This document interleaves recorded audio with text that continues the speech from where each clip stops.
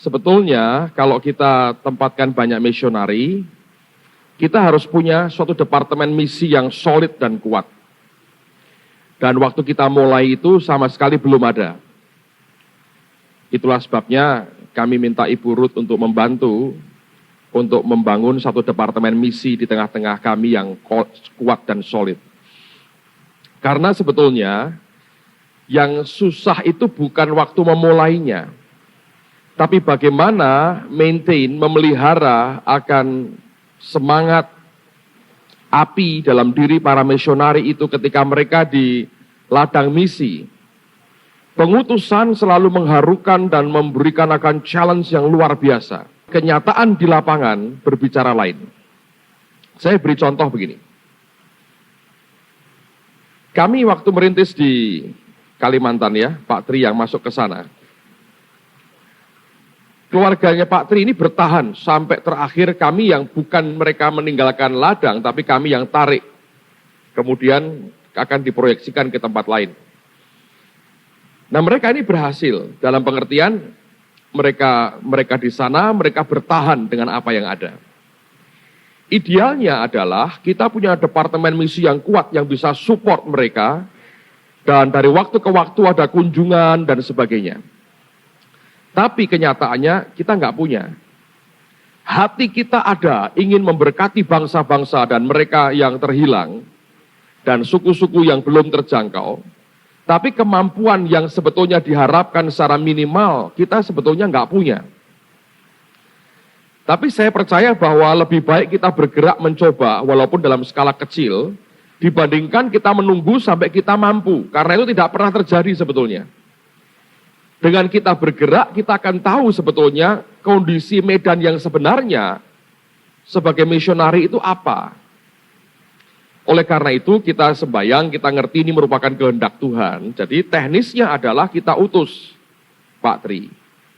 Sebelum ke sana saya minta untuk meninjau dulu, betul ya Pak Tri ya, lihat dulu keadaannya, siap nggak? Nah begitu Pak Tri di sana, ajak keluarganya, lihat sekitarnya, mereka berdoa, mereka berkata, oke kami masuk. Jadi ini bukan semata-mata orang asal diperintah, kamu ke sana ya, harus ke sana. Enggak, karena kita belum punya pengalaman sama sekali. Jadi lebih menekankan pada mulanya ini adalah kerelaan hati dari yang bersangkutan. Karena itu penting. Nanti saya akan ceritakan sisi yang lain. Nah, waktu mereka rela, mereka masuk ke sana. Kerelaan itu membuat diantaranya tambahan kekuatan bagi yang bersangkutan untuk bertahan. Belakangan, saya kirim tenaga bantuan. Tentu diharapkan memperkuat, justru memperlemah. Nggak tahan, saudara. Sudah gede, nangis minta pulang. Lagi mencoba, walaupun dalam skala kecil, dibandingkan kita menunggu sampai kita mampu. Karena itu tidak pernah terjadi sebetulnya. Dengan kita bergerak, kita akan tahu sebetulnya kondisi medan yang sebenarnya sebagai misionari itu apa. Oleh karena itu kita sembayang, kita ngerti ini merupakan kehendak Tuhan. Jadi teknik lagi.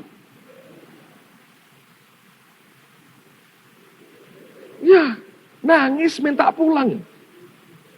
Dan sampai titik frustrasi yang mengerikan sekali.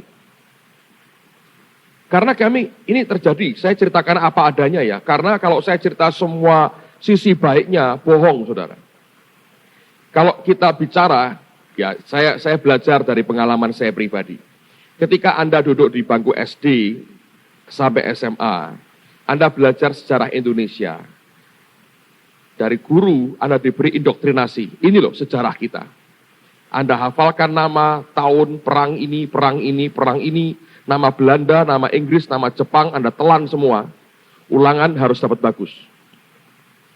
Tapi saya kuliah di Undip, saya ambil jurusan sejarah. Disitulah kami ini study, belajar ilmu sejarah. Dan disitulah dibuka semua kenyataan apa adanya. Sehingga kalau Anda cerita, Pak Mojopahit, saya tertawa. Anda cerita Sriwijaya, saya tertawa. Karena saya ngerti sebetulnya istilahnya Christian kemarin itu raw materialnya seperti apa.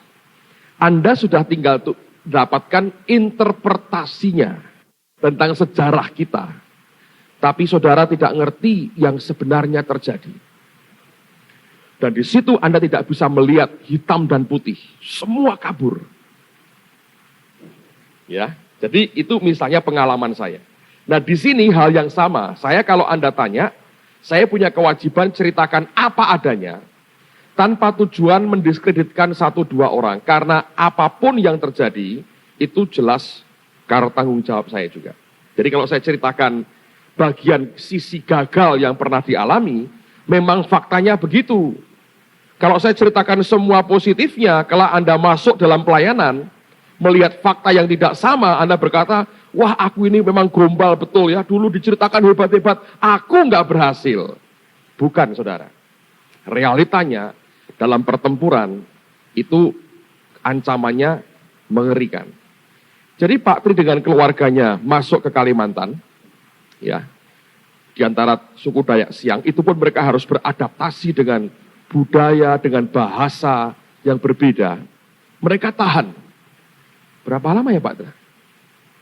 1 tahun lebih ya, 1,5 tahun lah kira-kira. Tahan di situ, 1,5 tahun. Lalu saya kirim rombongan untuk dukung Pak Tri, dan saya pikir mereka ini orang-orang yang mengatakan punya hati misi. Jadi saya berkata begini, sebelum kamu saya kirim ke negara lain, cobalah di Kalimantan. Nggak kuat bisa pulang. Nggak ada tiket kapal, berenang. Ya toh, minimal masih Republik Indonesia, saudara. Jadi, saya kirim ke Kalimantan. Nah, apa yang terjadi? Begitu sampai di sana, mereka tidak menghadapi parangnya orang Dayak. Mereka tidak menghadapi akan perang suku di sana. Mereka tidak ada yang menganiaya. Mereka tetap makan nasi dengan baik. Mereka bisa makan stik babi hutan setiap saat mereka mau. Dan itu yang terjadi, tapi nangis yang laki malah. Nangis minta pulang. Bahkan sampai titik tertentu waktu rombongan kedua nyusul dalam jumlah lebih besar. Ngomongnya gini, pokoknya siapa yang melarang saya pulang, saya tusuk. Wih, jadi bandit saudara. Misionari berubah jadi kriminal. Anda bisa bayangkan? Anda tahu apa alasannya? Saya pelajari ya, akhirnya saya menemukan satu di antaranya ini. Bahwa mereka pergi karena utusan. Betul mereka berkata iya. Tetapi ini yang tidak mereka mengerti. Bahwa setiap areal punya kondisi spirit yang berbeda. Nah, di areal-areal di mana jauh dari perkotaan, itu kalau Anda masuk ke sana, atmosfer yang paling berat buat orang kota adalah suasana statis dan pasif.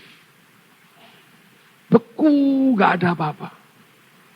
Mungkin cuma dari jauh Anda dengar radio keroncong Bengawan Solo gitu ya. Saya nggak tahu apa yang terjadi, tapi menurut saya suasana statis, gak ada dinamika sama sekali, sepi, gak ada orang. Dan itu mengerikan sekali. Nah, kalau hubungan pribadinya dengan Tuhan tidak cukup kuat dan solid, dan di dalam dirinya masih tercampur dengan banyak hal, maka meledak keluar sampah di dalamnya, saudara. Baru mengerti setelah rombongan kedua kami kirim, itu ada Pak Benyamin Negot ya, rombongan kedua kami kirim, ketahuan semua ngeri sekali. Orang-orang yang diharapkan membantu, justru mengganggu di sana. Nah, itu pengalaman. Ya. Jadi kalau ditanya strateginya apa, saya berkata kita kan baru embrio, masih kecil sebetulnya. Dan masih bisa dihitung dengan jari apa yang kami kerjakan dalam beberapa tahun terakhir. Tapi itu pengalaman di Kalimantan misalnya. Saya kirim dulu orangnya, bersedia, rela. Nah, kenapa Pak Tri ditarik? Karena saya melihat begini, ada orang-orang yang luar biasa dalam perintisan. Nah, begitu mereka sudah tetapkan akan beberapa fondasi, cepat ditarik. Sebab mereka akan sangat berguna merintis di daerah lain. Gitu. Tapi ada orang-orang yang nggak bisa ngerintis. Mereka bisa meneruskan dan tinggal dengan tenang selama-lamanya. Dan mereka setia sekali. Jadi kenapa kami tarik? Karena Pak Tri ini kuat dalam perintisan. Sekarang saya suruh ke Palau lagi. Nah, kelak kemana lagi? Nggak tahu. Ke ujung dunia atau Pak ya, sampai ke ujung dunia. Jadi ada perintis-perintis yang seperti ini. Nah itu jangan terlalu lama. Tidak menguntungkan buat yang bersangkutan. Dan buat jemaat itu juga dalam level tertentu berat sekali. Seperti saya ngomong apa adanya, Pak Adi Sutanto, itu perintis saudara. Dia tidak pernah gentar mulai jemaat dari 5 atau 3 orang. Nggak masalah buat dia. Orang lain kalau suruh mulai gereja, yuk berapa jemaatnya? 5, doa puasa dulu, 30 hari, 30 malam saudara. Kalau 40 hari nggak kuat, 30 hari dia. Cuma orang seperti Pak Adi, itu perintis. Dan perintisan itu dalam level tertentu dia pegang bagus. Tapi kalau lebih dari itu, nggak baik bagi dua belah pihak. Sebab yang dipikirkan adalah yang baru, yang baru, yang baru. Sementara kalau kita mulai berjemaat, Anda mulai buka, di belakangnya harus ada kekuatan untuk membangun sesuatu yang kuat di situ. Pak Adi itu di Amerika, dalam waktu singkat, 5, 6, 7 gereja dia bangun. Itu memang kekuatannya dia sebagai perintis. Makanya kerinduan hatinya itu pokoknya merintis jemaat. Kalau Anda di bawah dia, saudara akan diajari satu hal yang paling kuat dalam hidupnya. Merintis jemaat. 5, 6 orang nggak masalah buat dia. Dia akan tekuni sampai kira-kira 100 tinggal sama dia. Dan dia berkata, saya sudah tidak nyaman kalau sudah 100 orang. Jadi 100, 150 sudah maksimal. 300 orang tidak nyaman sama sekali. Jadi dari itu kita belajar ya, bagaimana nempatin orang. Nah, yang Kalimantan seperti itu. Yang Hong Kong misalnya, itu proses panjang juga karena ada tim-tim yang diberangkatkan dulu dan mereka sembahyang dan sebagainya. Sekali lagi, kami belum punya kekuatan yang ideal untuk cover mereka. Jadi yang di Hong Kong ini kita konekkan dengan gereja lokal setempat di Hong Kong. Jadi misionari kami ini di bawah proteksi daripada gereja lokal itu. Sehingga semua kebutuhan dan apapun yang diharapkan, gereja lokal ini langsung bisa menangani dan tidak usah nunggu dari Semarang. Karena kami tidak punya kapasitas untuk itu. Yang bisa kami kerjakan rutin adalah kirim support dananya. Dan kita kirim buku-buku rohani dan kaset rohani. Sehingga perkembangan di gereja mereka bisa ikuti dari kaset. Itu juga untuk makanan rohani yang bersangkutan. Itu yang dikerjakan. Yang di Kamboja misalnya ya begitu. Nah Kamboja ini orangnya seperti pendekar betul saudara. Modelnya Anda perlu ketemu orangnya. Nah itu bisa berangkat ke sana sendiri, fight semuanya. Sekarang pun kita konekkan dengan sebuah badan misionari milik orang Amerika. Di mana suami istri tinggal di sana. Sehingga ini merupakan covering dia di sana. Selalu kita hubungkan dengan orang atau gereja setempat yang bisa cover kebutuhan setiap harinya, terutama kebutuhan rohaninya. Dengan demikian, mereka dalam tangan orang-orang yang baik dan berkenan di depan Tuhan. Karena kita tidak punya kemampuan, belum punya kemampuan untuk cover mereka langsung dari Semarang. Seandainya kita punya pun, tetap dengan dihubungkan dengan kekuatan lokal di sana, itu tetap jauh lebih baik. Karena kita kan tidak bisa bergerak secepat mereka ketika hal-hal yang emergency terjadi. Ya, jadi dalam kaitan itu sebetulnya itu cara kita kerja sebetulnya. Ya, apakah itu sistem yang secara sengaja diciptakan? Menurut saya lebih banyak berkata, harus jujur berkata, itu lebih banyak karena reaksi daripada keadaan yang kami hadapi. Sekali lagi kita berangkat bukan dengan pengalaman apapun, tapi hanya dengan hati ingin melayani Tuhan. Dan itu yang dikerjakan selama ini. Oke. Ini yang Tuhan ingatkan kepada saya kemarin sore. Sore hari saya masuk ke ruang doa, saya sembahyang. Saya duduk dan hadirat Tuhan itu indah sekali. Begitu saya duduk, Tuhan jamah hati saya. Dan dia beri saya penglihatan. Dan akhirnya itu penglihatan hanya sekedar memang mengingatkan kembali. Di mana sebetulnya dasar dari segala sesuatu. Saya mencoba gambar saudara ya, sebaik yang saya bisa. Ini yang saya lihat saudara. Saya lihat seperti satu lingkaran besar ini. Lumayan bulat ya. Di sini saya lihat gambar komputer. Ya, gambar komputer. Banyak sekali. Banyak sekali. Gambar komputer. Lumayan juga. Dengan segala macam, ini macam-macam segala. Saudara, ini model segala yang canggih, yang manajemen, yang sistem. Semua sistem di sini semua. Saya lihat banyak sekali. Terus bagian yang berikutnya, saya lihat kerumunan orang begitu banyak. Begitu banyak kerumunan orang. Wih, luar biasa. Banyak sekali. Ini saya baru diberitahu tadi malam. Mungkin Tuhan punya agenda lebih baik. Terus sisi lain lagi saya lihat di sini. Saya lihat ini komputer, semua, telepon, segala macam. Di sini saya lihat, saya perhatikan ada bendera banyak bangsa. Bendera banyak sekali. Banyak sekali. Warna-warnanya macam-macam, saudara. Banyak sekali. Dan di sini saya lihat satu kata influence. Kata pengaruh.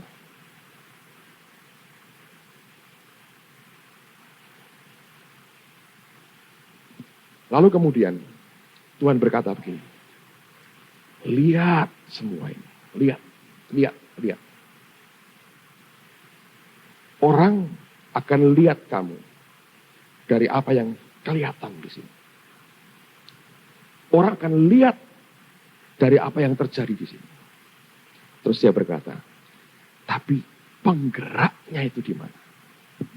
Terus di sini saya lihat, saudara, ada satu lingkaran lagi di sini. Ini merupakan the center of the nerve, pusat dari saraf semua ini. Dan dia berkata, Roh Kudus memberikan satu kalimat yang bagus sekali. Dia berkata begini, semua yang orang katakan canggih, semua yang orang katakan hebat, semua yang orang katakan terstruktur, semua yang orang katakan well organized, yang terorganisir dengan baik, semua yang orang katakan fantastis, semua yang orang katakan itu, sebetulnya the center of the nerve, pusat sarafnya, itu sesuatu yang kuno sekali. Saya ulang lagi. Dia berkata begini. Semua yang orang katakan canggih, ya, hebat, well organized, fantastis, apa? Sistem semua. Kemajuan, breakthrough, apalagi. Semua yang orang bilang wow. Dia berkata, sentralnya, pusat sarafnya itu, sebetulnya bukan sesuatu yang canggih, yang fantastis, yang muluk-muluk, yang well organized, yang hebat, yang winning, yang ini enggak. Dia berkata, pusat sarafnya itu sesuatu yang kuno sekali. Ketinggalan zaman. Enggak pernah berubah. Enggak ada kemajuannya. Kuno, saudara. Apa itu? Saya lihat diri saya lihat Tuhan. Dan dia berkata, adalah antara kamu dan aku sendiri, kata Tuhan. Dan itu tidak pernah berubah sampai kapan. Desainnya berubah, gedungnya, kantornya, organisasinya, influence-nya, hubungannya dengan bangsa-bangsa, jumlah jemaatnya, growth-nya, semuanya berubah. Tampilan luarnya berubah semua. Kalau Anda lihat dari zaman Kisah Rasul, orang naik pesawat terbang, hamba Tuhan sekarang dulu nggak ada komputer, susah, mesti cari kertas tertentu, papirus untuk menulis apa-apa, bulu domba dipakai untuk nulis. Sekarang di print semua bagus. Dulu nggak ada tulisan Paulus dengan huruf indah, dengan tata warna luar biasa. Sekarang kalau orang nulis surat colorful, luar biasa. Ada. Dulu gak ada gedung-gedung dibangun, mereka di bawah tanah. Sekarang dibangun semua, tampilan luarnya hebat sekali. Tapi pusat saraf dari semuanya ini sama. Yaitu satu orang dengan Tuhannya. Berdua. Jadi satu. Itu saraf. Saudara, kesalahan yang dibuat banyak orang ketika dia belajar adalah dia bilang, aku mau belajar sistemmu. Apakah itu salah? Tidak. Tapi Anda hanya belajar luarnya. Nerve-nya, central of the nerve-nya. Anda nggak ngerti. Waktu melalui growth, orang belajar sistem sel. Apakah itu salah? Tidak, saudara. Tapi itu bukan pusat saraf yang sebenarnya. Orang belajar tentang bagaimana Pak punya hubungan dengan bangsa-bangsa. Bagaimana supaya kita bisa punya jaringan ke negara-negara lain. Apakah itu salah belajar itu? Tidak. Tapi ini bukan pusat sarafnya. Orang belajar soal pengaruh yang bisa ditimbulkan dalam satu ministry. Apa yang kita mesti buat kepada lingkungan, society, kepada kota, kepada bangsa, kepada negara. Orang semua study soal itu. Apakah salah? Saya bilang tidak salah. Tapi ini juga bukan the central of the nerve. Bukan pusat sarafnya. Pusat sarafnya kuno sekali. Itu seperti Anda masuk ke kapal perang yang hebat sekali. Kapal induk yang hebat sekali. Dengan segala tombol-tombol, dengan rudal nuklir yang luar biasa, dengan puluhan pesawat tempur F-16, ya, dengan rudal jelajah antar benua, dengan segala yang hebat, dengan kawalan begitu hebat. Anda berkata, di mana pusatnya? Anda akan jumpai berpikir, pastilah sebuah ruangan dengan seorang kapten duduk, dengan tombol-tombol, dengan layar-layar komputer yang ada. Ini pasti jadi sumber kekuatannya, powernya di sini. Ternyata waktu Anda jumpai kapal itu, dari mana sumber kekuatan energi mereka? Sebetulnya dari sebuah tungku dengan arang di atasnya, dan kaptennya hanya membakar. Anda pikir kolot banget, kuno, gak masuk akal. Tapi itu masuk akal. Saya kalau cerita ini terus, saya bohongin saudara. Sebab ternyata saya diingatkan Tuhan lagi. Dia berkata, pusat daripada saraf semua yang ada adalah engkau dan aku sendiri. Dan untuk belajar ini, Anda biasanya, ini manusia saudara, ini biasa. Nembus ini. Nembus ini. Gini saudara, ini yang berat. Di sini begitu banyak teori. Banyak teori. Dan itu yang coba ditembus dan dicoba oleh banyak orang. Ada orang berpikir begini, ini gereja maju karena pembicara hebat-hebat. Lalu dia berkata, teorinya adalah, kalau aku datangkan pembicara hebat, gerejaku maju. Dia tembus dengan teori ini. Dia upayakan dapat pembicara-pembicara luar biasa. Saya beritahu saudara, kalau Allah baik dengan saudara, dia akan dengan waktu singkat izinkan kau melihat teori ini gagal. Karena jemaatmu grafiknya akan begini. Ini waktu pembicara luar datang. Ini waktu Anda sendiri yang khotbah. Gak ada orang dengerin. Dan ini merupakan growth yang palsu. Karena mereka sebetulnya hanya datang berkunjung, nikmati berkatmu, lalu kemudian mereka pulang lagi. Anda bisa nangkep? Saudara coba pakai ini. Nah, lupa bahwa sebetulnya ini akibat dari yang di sini. Jangan dibalik. Pak, kalau begitu saya nggak perlu sekolah. Perlu supaya Anda tahu ini. Bapak nggak hari pertama Pak, 6 bulan loh. Saudara harus dengar banyak dulu. Lalu Anda perlu dengar ini. Kalau begitu saya pulang Pak, ya nggak lulus. Yang kedua, orang belajar pertumbuhan growth. Orang berkata, cell growth.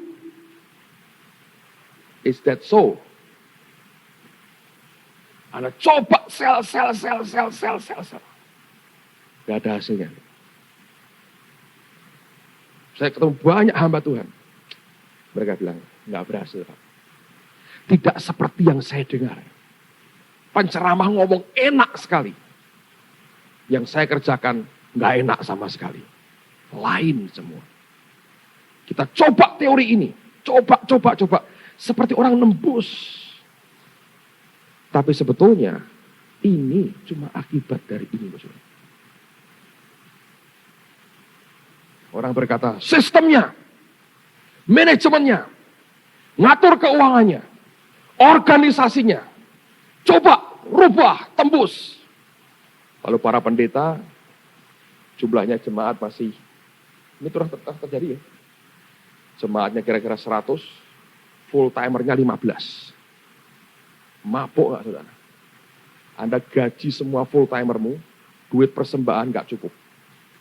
Bergolak, akhirnya satu persatu pamitan kerja. Memalukan sekali. Terakhir pendetanya ditendang 3 bulan gak digaji. Langsung PHK dengan tidak hormat, setelah 3 bulan gak digaji. Dan tetap merasa tidak bersalah. Kacau saudara.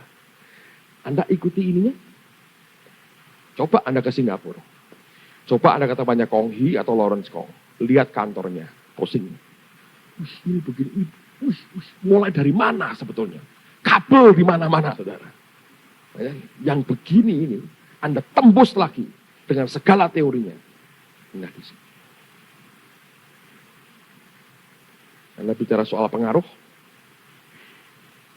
kita mesti berpengaruh. Ya, berpengaruhlah. Kalau nggak ada pengaruhnya, Anda tembus dengan sarafnya di sini. Kesimpulan saya cuma ini. Kalau ini tidak ada, saudara. Ini nggak ada semua. Tuhan diambil dalam sekejap, kolaps. Karena ininya tidak ada. Saya berdoa Anda bisa nangkap ini. Sederhana sekali. Bahkan terlalu sederhana. Tapi dalam seminar Anda diajar begini, dimuter, ini, Anda omong begini. Saya berkata, bohong. Kalau Anda sudah punya ini, Anda belajar ini, bagus. Nolong. Inimu tidak punya, Anda belajar ini, ngabisin waktu, saudara. Ingat yang pernah saya katakan, kacang yang asli dengan kacang yang tiruan. Perbedaannya apa? Kehidupannya. Yang asli ada kehidupan, yang palsu tidak ada kehidupan. Itu aja. Bagaimana membangun kehidupan kita. Sederhana ya. Kuno sekali. Kolotnya luar biasa. Tapi ini punya nilai kekal. Coba buka Yohanes 1. Ayat yang ke-6.